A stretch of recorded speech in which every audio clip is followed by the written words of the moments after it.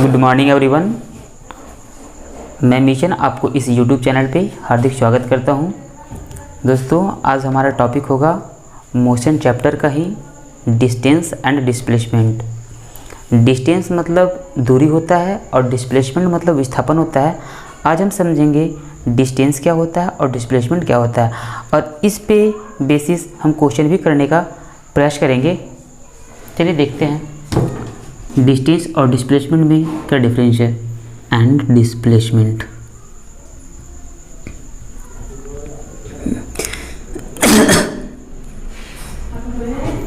Distance means दूरी होता है और विस्थापन, डिस्प्लेसमेंट का मतलब विस्थापन होता है। आज का ये हमारा टॉपिक है। तो सबसे पहले समझेंगे दूरी क्या होता है और साथ ही साथ समझेंगे विस्थापन क्या होता है। तो देखिए, जैसे कि अगर हम बात करें दोस्तों, एक व्यक्ति पॉइंट ए से चलना स्टार्ट किया और पॉइंट बी तक गया, फिर यहाँ से ऐसे इस पॉइंट सी तक पहुँचा।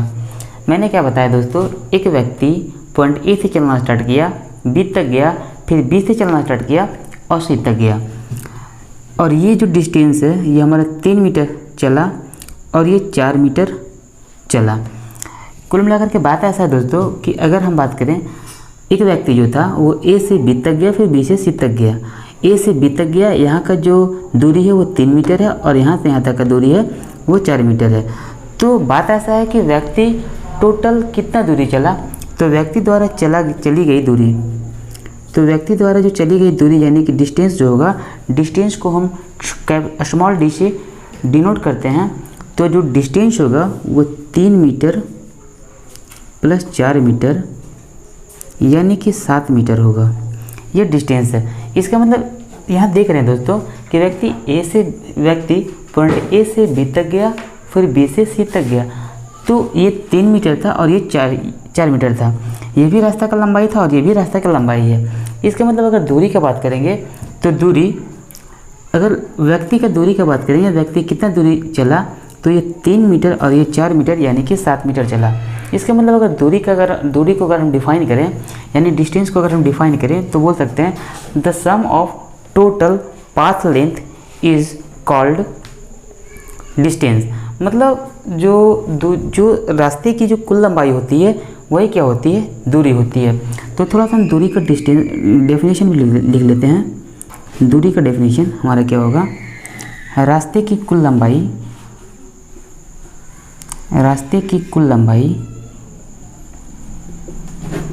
को हम दूरी कहते हैं। इसे हम थोड़ा सा इंग्लिश में भी डिफाइन कर देते हैं। Distance the sum of path length is called distance। मैंने दोस्तों आपको दूरी के बारे में ये बताया, एक व्यक्ति पॉइंट ए से चलना स्टार्ट किया, पॉइंट बी तक गया, फिर बी से चलना स्टार्ट किया और पॉइंट सी तक गया। तो ये जो लंबाई है रास्ते की, ये 3 मीटर है और ये जो रास्ते की लंबाई है ये 4 मीटर है। तो यहाँ ये देख पा रहे हैं दोस्तों, रास्ते की कुल लंबाई 7 मीटर है, रास्ते की कुल लंबाई 7 मीटर है और इसी दूरी को उस व्यक्ति ने चला है। तो दूरी का डेफिनेशन ये होगा, रास्ते की कुल लंबाई को दूरी कहते हैं। लेकिन अगर हम बात करें दोस्तों विस्थापन क्या होता है, तो विस्थापन का एक छोटा सा डेफिनेशन है, दो बिंदुओं के बीच की जो सबसे छोटी दूरी होती है, वही हमारा विस्थापन कहलाता है।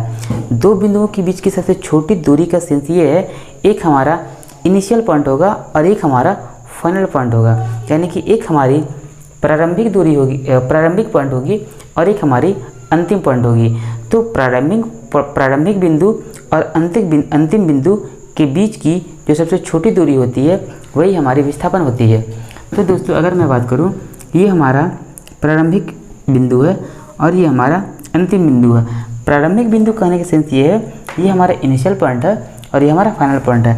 तो इनिशियल पॉइंट और फाइनल पॉइंट यानी प्रारंभिक बिंदु और अंतिम बिंदु के बीच की जो सबसे छोटी दूरी होती है वही हमारी विस्थापन होती है।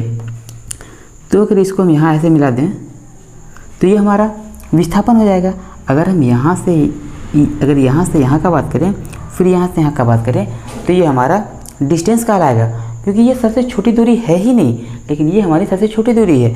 ये भी दो पॉइंट के बीच की दूरी है, बट ये सबसे बड़ी दूरी है, तो ये क्या कहलाएगी? ये कहलाएगी डिस्टेंस और ये कहलाएगी डिस्प्लेसमेंट। तो ये दोस्तों डिस्प्लेसमेंट निकाले कैसे?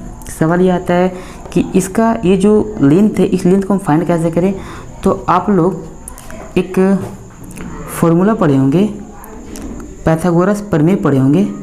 पाइथागोरस प्रमेय के अकॉर्डिंग अगर ये हमारा राइट एंगल ट्रायंगल है, तो राइट एंगल ट्रायंगल और ये हमारा 90 डिग्री का एंगल बन रहा है। ये हमारा क्या है? Right angle triangle. Right angle triangle में क्या होता है? यहाँ हमारा 90 डिग्री का एंगल बनता है, और 90 डिग्री के सामने वाला जो साइड होता है, इसे हम हाइपोटेन्यूज, जिसको इंग्लिश में एस से डिनोट करते हैं और हिंदी में कर्ण बोलते हैं। और ये हमारा आधार हो सकता है और ये हमारा लंब हो सकता है। जब ये आधार होगा तो ये लंब होगा, और जब ये आधार होगा तो ये लंब होगा। ये बटा का साइन नहीं है दोस्तों, याद रखिएगा। जब ये आधार होगा तो ये लंब होगा, और जब ये आधार होगा तो ये लंब होगा। तो दोस्तों सिंपल सी बात ये है कि अगर हमें ये निकालना है, ये तो हमारा एच ही तो है और यही तो हमको निकालना है, यानी कि AC हमको निकालना है। ठीक, तो जब AC निकालना है यानी डिस्प्लेसमेंट हमको निकालना है। डिस्प्लेसमेंट को हम इंग्लिश में D से डिनोट करते हैं, और जब डिस्प्लेसमेंट निकालना है दोस्तों, इसका मतलब हमको AC निकालना है, और AC का फॉर्मूला होता है अंडर रूट AB का स्क्वायर प्लस BC का स्क्वायर। जैसे कि अगर मैं यहाँ बात करूँ दोस्तों, अगर ये A है और ये B है और ये C है, तो अगर हमें AC निकालना है तो AC इक्वल टू होता है अंडर रूट AB का स्क्वायर प्लस BC का स्क्वायर। हम ये बता दें आपको कि अगर इसको लंब बोलेंगे तो इसको आधार बोलेंगे, और अगर इसको लंब बोलेंगे तो इसको आधार बोलेंगे। ये कहानी बात की है दोस्तों, इसे मैं क्लास 10th में मैथ में ट्रिग्नोमेट्री का एक चैप्टर आता है, मैं उसे इस चीज़ को बहुत ही बेहतरीन तरीके से डील करूँगा। यहाँ ये मैथ नहीं है, ये आपको फिजिक्स है, और ये क्लास 9th का फिजिक्स है दोस्तों, तो उतना डेप्थ में नहीं जाते हैं, बस सिर्फ हम कॉन्सेप्ट को समझते हैं और इस चीज़ को यहाँ हम अप्लाई करते हैं। तो दोस्तों यहाँ देख लीजिए आप, AB का जो स्क्वायर है, AB हमारा कितना है? AB हमारा 3 मीटर है, तो 3 का स्क्वायर कर दीजिए। BC कितना है? 4 है, तो ये 4 का स्क्वायर हो जाएगा। 3 का स्क्वायर 9 होता है, 4 का स्क्वायर 16 होता है।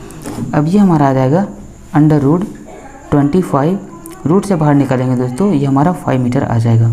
इसका मतलब जो हमारा डिस्प्लेसमेंट है वो 5 मीटर आ गया। इसका मतलब ये हमारा जो वैल्यू है ये 5 मीटर है, और यही हमारा विस्थापन है। तो दोस्तों आप समझ गए होंगे डिस्टेंस और डिस्प्लेसमेंट में क्या डिफरेंस है। कुछ डिफरेंस नहीं दोस्तों, थोड़ा सा का डिफरेंस है दोस्तों, सॉरी थोड़ा सा का डिफरेंस है। डिफरेंस क्या है कि एक व्यक्ति A से B तक गया, B से C तक गया, तो अगर दूरी का बात करेंगे तो व्यक्ति ने कितना दूरी तय किया।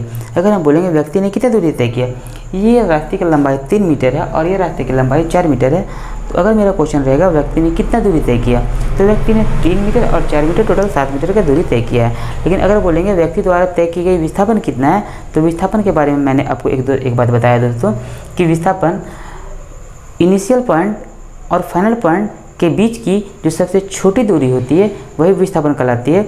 इनिशियल पॉइंट कहने का सेंस ये है, इनिशियल पॉइंट का मतलब होता है प्रारंभिक बिंदु और फाइनल पॉइंट का मतलब होता है अंतिम बिंदु।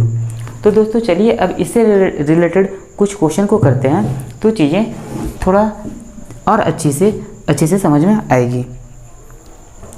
उम्मीद करते हैं दोस्तों आप इसे नोट कर लिए होंगे। थोड़ा सा मैं डिस्टेंस का डेफिनेशन लिखवा दिया, अब मैं क्या करूँगा थोड़ा सा मैं डिस्प्लेसमेंट का भी डेफिनेशन लिखवा देता हूँ। इसके बाद फिर मैं चीज़ों को और गहराई से आगे करने का कोशिश करता हूँ।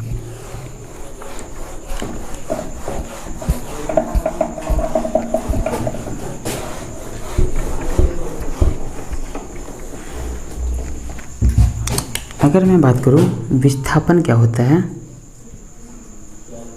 तो विस्थापन कुछ और नहीं दोस्तों, ये क्या है, प्रारंभिक बिंदु प्रारंभिक बिंदु और अंतिम बिंदु के बीच की सबसे छोटी दूरी, दोस्तों याद रखना बीच की दूरी मत कर देना, बीच की सबसे छोटी दूरी की बात हो रही है। सबसे छोटी दूरी को विस्थापन कहते हैं, विस्थापन कहते हैं। इसे मैं इंग्लिश में डिफाइन कर देता हूँ, displacement.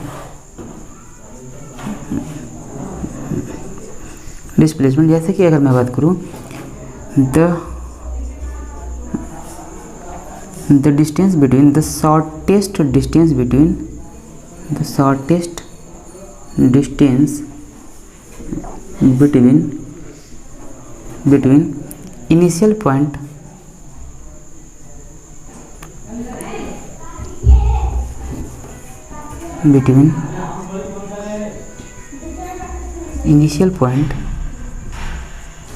and final point is known as displacement।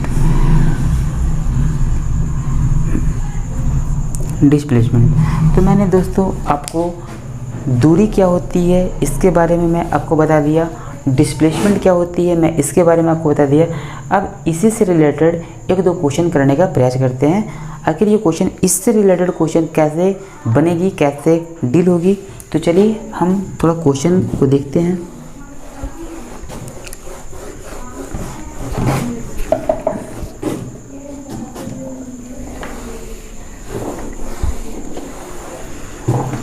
जैसे कि अगर हमारे पास एक क्वेश्चन होगा, बहुत ध्यान से चीज़ को समझिएगा दोस्तों। एक ऑब्जेक्ट ए से बी तक गया, ऑब्जेक्ट बोलूँ या व्यक्ति बोलूँ, आप इसमें कन्फ्यूज मत होइएगा, बस समझिएगा कि अगर एक वस्तु ए है, ए से बी तक गया और ये 10 मीटर चला, फिर अब हम आपसे ये पूछ रहे हैं दोस्तों कि आप डिस्टेंस फाइंड कर दीजिए और डिस्प्लेसमेंट फाइंड कर दीजिए। दोस्तों मैंने आपको अभी बताया है डिस्टेंस को स्मॉल डी से डिनोट करते हैं और डिस्प्लेसमेंट को बड़ा वाला डी से यानी कैपिटल डी से डिनोट करते हैं। तो दोस्तों एक व्यक्ति था जो ए से बी तक गया और ये 10 मीटर चला, तो आपको फाइंड करना है डिस्टेंस कितना है। तो दोस्तों बात ऐसा है कि डिस्टेंस हमारा 10 मीटर ही होगा, ठीक। और डिस्प्लेसमेंट का अगर बात करेगा दोस्तों तो डिस्प्लेसमेंट भी हमारा 10 मीटर ही होगा, क्योंकि यही तो हमारा डिस्टेंस है, क्योंकि रास्ते की लंबाई तो हमारे पास यही है, एक ही रास्ते की लंबाई है, इसके अलावा तो कोई तीसरा लंबाई है नहीं।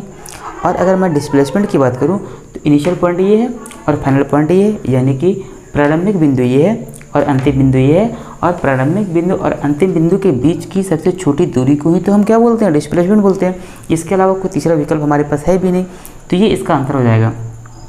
अब एक दूसरा क्वेश्चन पे चलते हैं।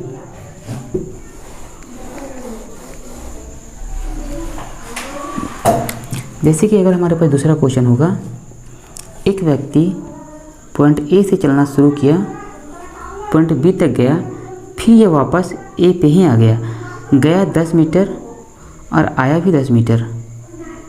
तो दोस्तों आप इसमें डी फाइंड कीजिए और ये बड़ा वाला डी, यानी कि डिस्टेंस फाइंड कीजिए और डिस्प्लेसमेंट फाइंड कीजिए। तो डिस्टेंस दोस्तों क्या होगा, रास्ते की कुल लंबाई को ही तो हम दूरी कहते हैं। तो ये 10 चला और 10 आया, तो रास्ते की कुल लंबाई हमारे पास 20 मीटर हो गया। तो अगर हम बात करें बी का, तो ए बी यहाँ से यहाँ गया, ए बी फिर यहाँ से आया, यहाँ आया प्लस बी ए बी का वैल्यू कितना है 10 मीटर और बी ए का वैल्यू कितना है, ये भी 10 मीटर है। तो टोटल रास्ते की कुल लंबाई 20 मीटर हो गया, और रास्ते की कुल लंबाई को ही हम क्या कहते हैं, दूरी कहते हैं। अब आते हैं डिस्प्लेसमेंट पे। डिस्प्लेसमेंट क्या होता है, तो डिस्प्लेसमेंट के बारे में दोस्तों अभी मैंने आपको बताया, दो बिंदु यानी कि इनिशियल पॉइंट और फाइनल पॉइंट के बीच की जो सबसे छोटी दूरी होगी वही हमारी डिस्प्लेसमेंट होगी।